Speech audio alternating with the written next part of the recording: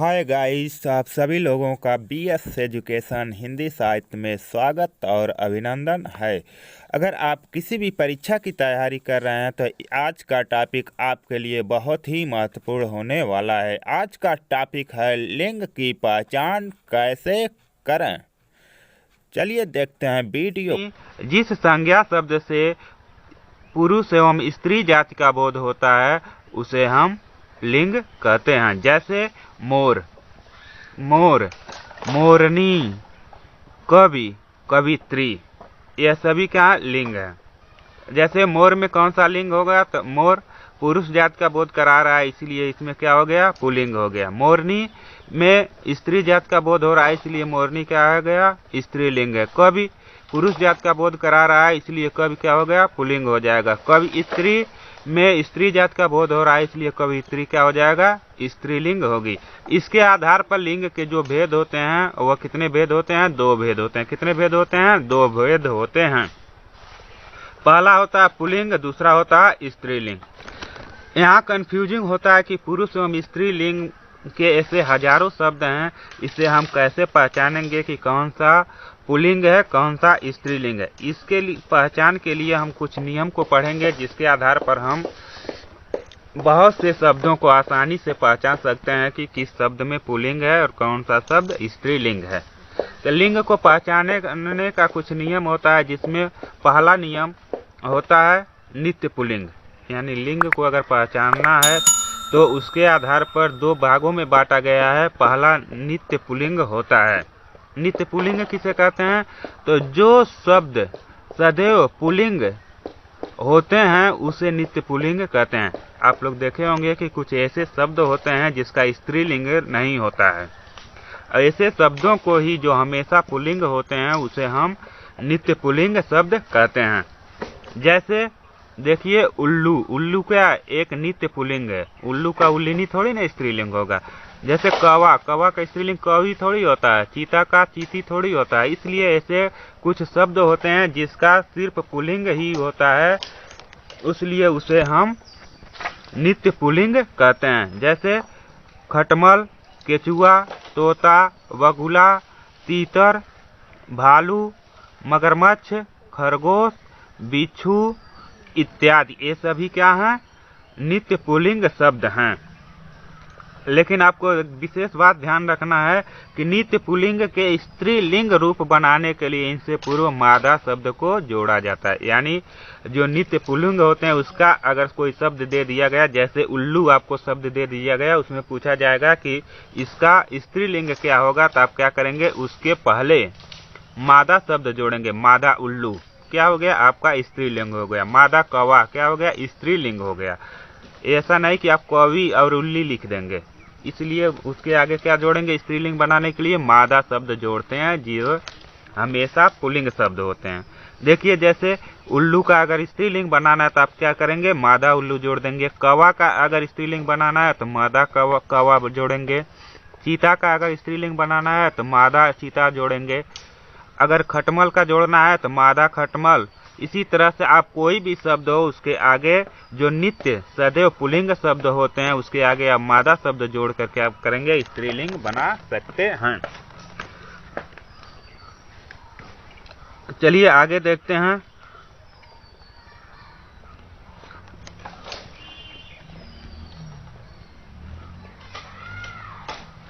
अब हम जानेंगे कि नित्य पुल्लिंग शब्दों को कैसे पहचानेंगे। इसके पहचानने के लिए कुछ मुख्य तथ्यों को हमें ध्यान में रखना होगा, जिसके आधार पर हम बहुत से नित्य पुल्लिंग शब्दों को पहचान सकते हैं और उसके आधार पर हम लिंग परिवर्तन भी कर सकते हैं। आपको सिर्फ क्या करना है, नित्य पुल्लिंग शब्द के पहले क्या जोड़ना है, मादा शब्द जोड़ना होता है। देखिए पहला नियम इसमें है दिन और हिंदी महीनों के नाम। यानी दिन जैसे सोमवार, मंगलवार, बुधवार, बृहस्पतिवार होता है, वो क्या होते हैं, वो सभी दिनों के नाम हमेशा सदैव पुल्लिंग ही होते हैं, यह आपको ध्यान में रखना है। उसी के साथ साथ हिंदी महीनों के नाम, यानी हिंदी महीनों के नाम जो होते हैं चैत, बैसाख, जेठ, आषाढ़, ये सभी भी क्या होते हैं, हमेशा नित्य पुल्लिंग होते हैं। आपसे पूछ दिया जाए बैसाख में कौन सा लिंग है, तो आप क्या बताएंगे, पुल्लिंग। ठीक है। अब आगे देखिए ग्रहों का नाम, जितने भी ग्रह होते हैं उन सभी ग्रहों का नाम क्या होता है, नित्य पुल्लिंग होते हैं, यानी सदैव वह पुल्लिंग होते हैं। लेकिन एक अपवाद है, क्या, पृथ्वी। आप बोलते हैं ना धरती माता, पृथ्वी माता, माता जब किसको कहा जाता है, स्त्री को कहा जाता है। इसलिए इसके आधार पर आप यह ध्यान रखेंगे कि न सभी ग्रहों में से जो पृथ्वी ग्रह है, यह पृथ्वी ग्रह क्या होता है, स्त्रीलिंग होता है। इसके अलावा जितने भी ग्रह होते हैं सभी क्या होते हैं, नित्य पुल्लिंग होते हैं। जैसे बुध हो गया, शुक्र हो गया, शनि ग्रह हो गया, बृहस्पति ग्रह हो गया, ये सभी जितने ग्रह होते हैं वो सभी क्या होते हैं, नित्य पुल्लिंग होते हैं। अपवाद वाले शब्द अधिकांश परीक्षा में पूछे जाते हैं, इसलिए आपको ध्यान रखना है कि पृथ्वी क्या है, स्त्रीलिंग है। इसके अलावा सभी ग्रह क्या होते हैं, पुल्लिंग होते हैं।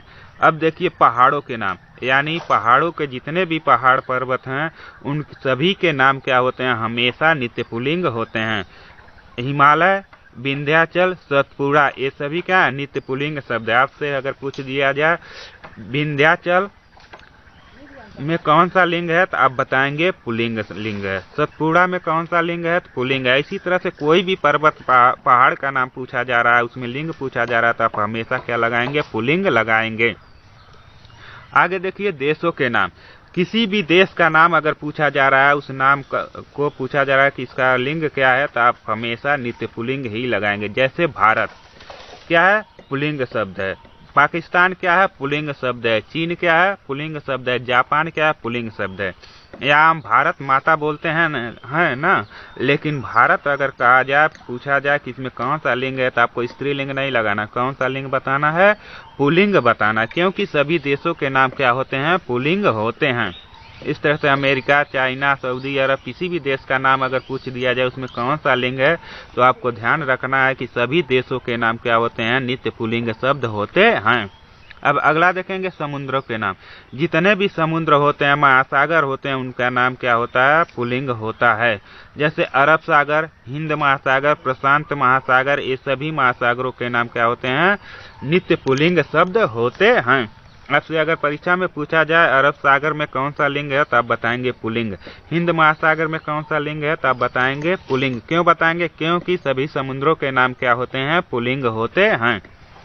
सिर्फ आपको इतना ही ध्यान रखना है कि सभी समुद्र के नाम क्या होते हैं, पुल्लिंग होते हैं। अब आगे देखेंगे कि महाद्वीपों के नाम, जितने भी महाद्वीप होते हैं उन सभी महाद्वीपों के नाम क्या होते हैं, पुल्लिंग होते हैं। जैसे एशिया महाद्वीप, यूरोप महाद्वीप, अफ्रीका महाद्वीप, ऑस्ट्रेलिया महाद्वीप, ये सभी महाद्वीप है ना। अगर किसी भी महाद्वीप का नाम अगर पूछ दिया जाए कि इसमें कौन सा लिंग है, तो आप क्या बताएंगे, पुल्लिंग बताएंगे। वह क्या होते हैं, नित्य पुल्लिंग शब्द होते हैं।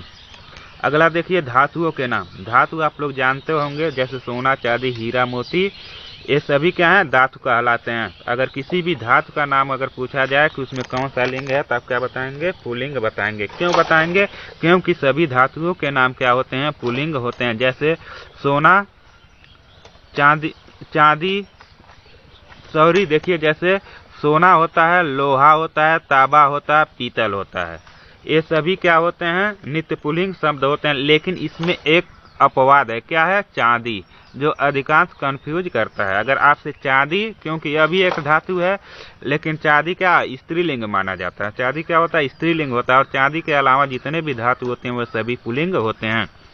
आपको अपवाद वाला शब्द विशेष रूप से ध्यान में रखना है। चांदी अगर पूछा जाए तो क्या होते हैं, स्त्रीलिंग होते हैं। इसके अलावा सभी जो धातु होते हैं, सोना, चांदी, लोहा, पीतल, ये सभी क्या होते हैं, पुल्लिंग शब्द होते हैं। अगला देखिए अनाजों के नाम, अनाज आप लोग जानते होंगे जो हम लोग भोजन करते हैं, ठीक है। तो सभी अनाजों के जो नाम होते हैं वे सभी क्या होते हैं, पुल्लिंग शब्द होते हैं। जैसे धान, चना, जौ, बाजरा, ये सभी क्या है, अनाज के नाम है, इसलिए सभी अनाजों के नाम क्या होते हैं, पुल्लिंग होते हैं। लेकिन इसमें भी कुछ अपवाद है, जैसे मक्का, अगर मक्का में पूछा जाए आपसे कौन सा लिंग है, तो आप क्या बताएंगे, स्त्रीलिंग बताएंगे। क्या बताएंगे, स्त्रीलिंग। इसलिए अपवाद वाले शब्दों को विशेष रूप से ध्यान रखेंगे। और उसके अलावा जो अपवाद नहीं होते हैं वो सभी क्या होंगे, अनाजों के नाम पुल्लिंग शब्द होते हैं। अगर मक्का आपसे पूछा जाए तो मक्का में कौन सा लिंग है, तो आप बताएंगे स्त्रीलिंग। अब अगला देखिए, इसका इसमें कुछ और महत्वपूर्ण तथ्य हैं, जैसे वृक्षों के नाम। अगर आपसे किसी भी वृक्ष का नाम पूछ दिया जाए कि उसमें कौन सा लिंग है, तो आप क्या बताएंगे? पुल्लिंग बताएंगे। जैसे आम, अमरूद, नींबू, पीपल, बरगद, ये सभी वृक्षों के नाम क्या हैं? पुल्लिंग होते हैं। लेकिन इसमें भी अपवाद क्या है? इमली, मौलसरी एक प्रकार का वृक्ष है, और शीशम। इस वृक्षों के नाम में अगर पूछा जाए तो आप क्या बताएंगे? स्त्रीलिंग। ये क्या अपवाद हैं? इमली का वृक्ष भी होता है, मौलसरी का वृक्ष भी होता है, शीशम का वृक्ष भी होता है, लेकिन ये क्या होते हैं? स्त्रीलिंग होते हैं। इसके अलावा जितने भी वृक्षों के नाम होते हैं वो सभी क्या होते हैं? पुल्लिंग शब्द होते हैं। क्या रखना है? इमली, मौलसरी और शीशम, ये क्या है? स्त्रीलिंग है। और बाकी सभी वृक्षों के नाम क्या होते हैं? पुल्लिंग होते हैं। अगला देखिए, रत्नों यानी धातुओं, रत्नों के नाम, पदार्थों के नाम, जैसे क्या होते हैं? पुल्लिंग होते हैं। जैसे नीलम, ये क्या? एक रत्न है। मोती क्या? एक रत्न है। हीरा क्या? एक रत्न है। पन्ना क्या है? एक रत्न है। इस तरह से किसी भी धातु का नाम अगर आपसे पूछा जाए तो सभी धातुओं के नाम क्या होते हैं? पुल्लिंग होते हैं। सॉरी, धातु नहीं, या रत्न दिया गया, ठीक है। सभी रत्नों के नाम क्या होते हैं? पुल्लिंग शब्द होते हैं। अब आगे देखेंगे शरीर के अंगों के नाम। शरीर के जो अंग होते हैं उस अंग के नाम क्या होते हैं? हमेशा नित्य पुल्लिंग शब्द होते हैं। जैसे हाथ, मुंह, पैर, सिर, पेट, गाल, नाक, कान, ये सभी क्या हैं?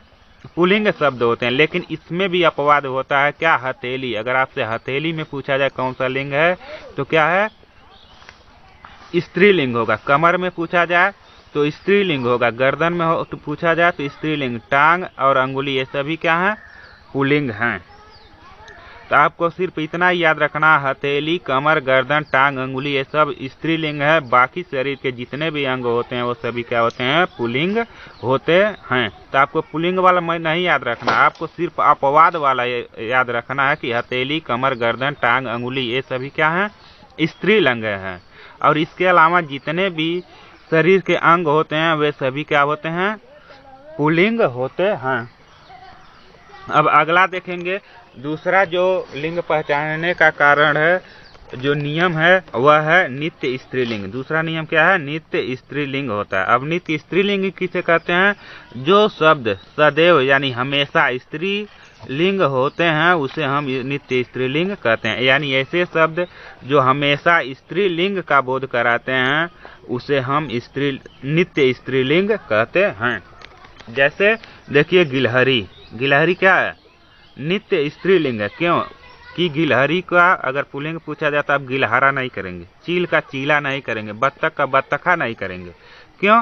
क्योंकि ये शब्द क्या है? हमेशा स्त्रीलिंग शब्द का ही बोध कराते हैं। चाहे वो पुरुष जाति का हो या स्त्री जाति का हो, वह क्या होते हैं? नित्य स्त्री जाति का बोध कराते हैं, इसलिए इसे नित्य स्त्रीलिंग कहा जाता है। जैसे गिलहरी हो गया, चील हो गया, बत्तख हो गया, मक्खी हो गया, तितली हो गया, कोयल हो गया, मकड़ी हो गया, जू, चिड़िया, ये सभी क्या है? नित्य स्त्रीलिंग शब्द हैं।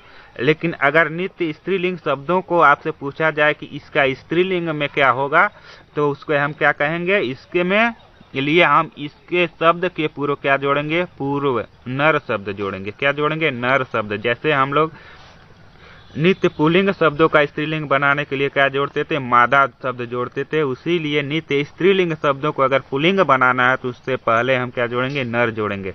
जैसे गिलहरी है, तो गिलहरी का अगर पुल्लिंग बनाना है तब क्या जोड़ेंगे? नर गिलहरी। चील का अगर पुल्लिंग बनाना है तो चील नर चिलहरी। बत्तख का नर बत्तख, नर मक्खी, नर तितली, नर कोयल, नर मकड़ी, नर जू, नर चिड़िया शब्द जोड़कर नित्य पुल्लिंग शब्द बनाया जाता है।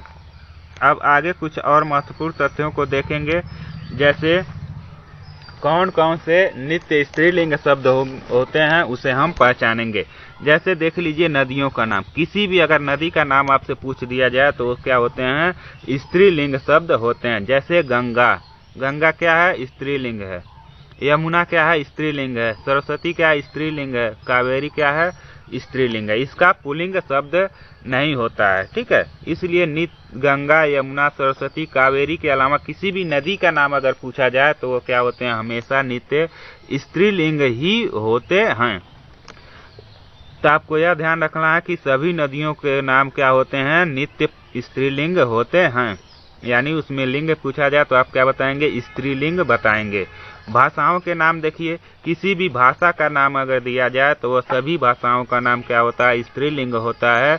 जैसे हिंदी, अंग्रेजी, तमिल, मलयालम, उर्दू, अरबी, फारसी, ये सभी क्या में होते हैं, स्त्रीलिंग होते हैं। अगर आपसे पूछा जाए मलयालम भाषा में कौन सा लिंग है तो आप बताएंगे स्त्रीलिंग। हिंदी भाषा में कौन सा लिंग है तो आप बताएंगे स्त्रीलिंग। इस तरह से किसी भी भाषा का अगर लिंग पूछा जाए तो आप हमेशा स्त्रीलिंग ही बताएंगे। इसलिए आप क्या रखेंगे, नदियों के नाम स्त्रीलिंग होते हैं, भाषाओं के नाम स्त्रीलिंग होते हैं, तिथियों के नाम भी स्त्रीलिंग होते हैं। जैसे प्रथमा तिथि, द्वितीया तिथि, पूर्णिमा, अमावस्या, इस तरह से जो तिथि के नाम होते हैं वे भी हमेशा क्या होते हैं, स्त्रीलिंग होते हैं। अगला देखेंगे झीलों के नाम। किसी भी झील का नाम अगर पूछा जाए उसमें कौन सा लिंग है तो आप क्या बताएंगे, स्त्रीलिंग बताएंगे। जैसे डल झील, बूलर झील, चिल्का झील, सांबर झील, ये सभी क्या हैं, स्त्रीलिंग होते हैं। अगर आपसे किसी भी झील का नाम पूछा जाए उसमें कौन सा लिंग है तो आप हमेशा क्या बताएंगे कि यह स्त्रीलिंग होता है।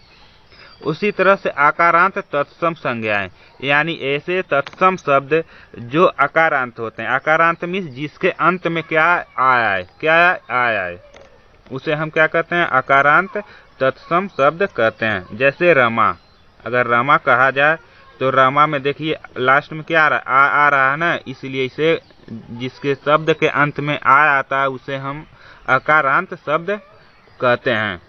और ऐसे ही संस्कृत के आकारांत शब्द जिसके अंत में आ हो वो सभी शब्द क्या होते हैं, स्त्रीलिंग होते हैं। जैसे देखिए बाला, बाला में देखिए आ रहा है लास्ट में ना, तो ये आकारांत कहलाते हैं। इसे शब्दों को हम क्या कहेंगे, स्त्रीलिंग कहते हैं।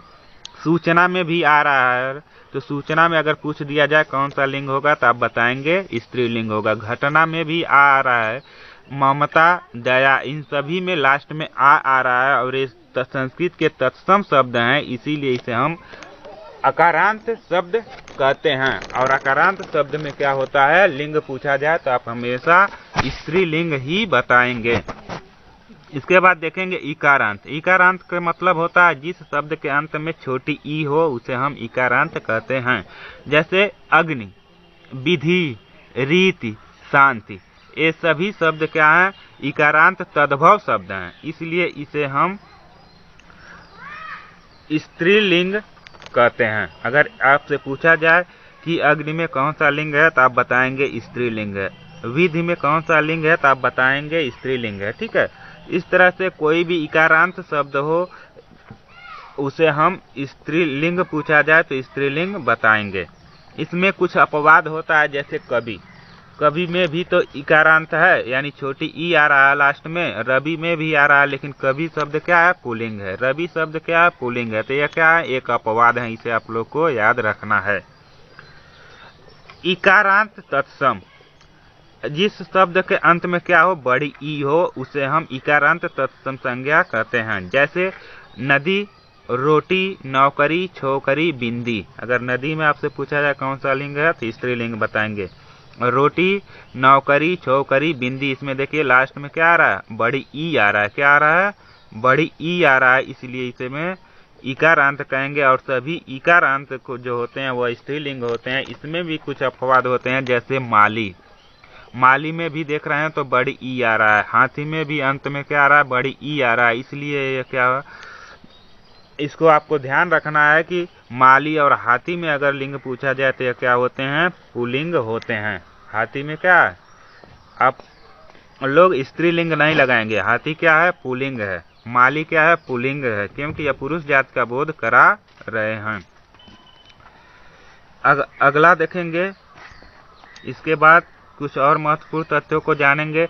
जैसे उकारांत शब्द, क्या है, उकारांत शब्द है तो उकारांत तत्सम संज्ञा अगर हो तो उसमें क्या होता है, वह स्त्रीलिंग होते हैं। जैसे मृत्यु, हम कहते हैं ना मृत्यु हो गई, कोई यह नहीं कहता कि मृत्यु हो गया, इसलिए मृत्यु क्या है, स्त्रीलिंग शब्द है। ऋतु क्या है, स्त्रीलिंग शब्द है। मधु क्या है, स्त्रीलिंग शब्द है।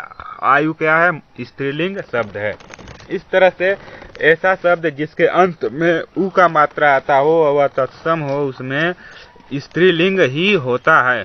कुछ अपवाद इसमें भी होते हैं, जैसे विधु। विधु में भी उ का मात्रा है और तत्सम भी है, लेकिन इसमें क्या है, अपवाद है, या इसे क्या माना जाता है, पुल्लिंग माना जाता है। अगर आपसे पूछा जाए विधु में कौन सा लिंग है तो आप बताएंगे पुल्लिंग है। अगला देखिए, खेलों के नाम। किसी भी खेल का नाम हो, सभी खेलों के नाम क्या होते हैं, स्त्रीलिंग होते हैं। जैसे कबड्डी, क्रिकेट, हॉकी, टेनिस, ये सभी क्या होते हैं, स्त्रीलिंग शब्द होते हैं। आपसे पूछ लिया जाए कि क्रिकेट में कौन सा लिंग है तो अधिकांश बच्चे क्या लगाएंगे, पुल्लिंग ही लगाएंगे। लेकिन आपको ध्यान रखना है कि सभी खेलों के नाम क्या होते हैं, स्त्रीलिंग होते हैं, चाहे वह कोई भी खेल हो, इसलिए आप क्या लगाएंगे, स्त्रीलिंग ही लगाएंगे। Kabaddi, cricket, hockey, tennis, football, volleyball, ये सभी अगर खेल हैं, एक प्रकार के क्या खेल हैं, अगर खेलों का नाम क्या होते हैं, स्त्रीलिंग होते हैं, तो ये आपको ध्यान में रखना है। इस तरह से आप देखेंगे कि नदियों के नाम, भाषाओं के नाम, तिथियों के नाम, झीलों के नाम, आकारांत तत्सम संज्ञाएं, इकारांत तद्भव संज्ञाएं, इकारांत तत्सम संज्ञाएं और इसके साथ ही साथ उकारांत तत्सम संज्ञाएं और खेलों के नाम, ये सभी क्या होते हैं, स्त्रीलिंग होते हैं। इसमें जो अपवाद हैं उसे आपको विशेष रूप से ध्यान में रखना है।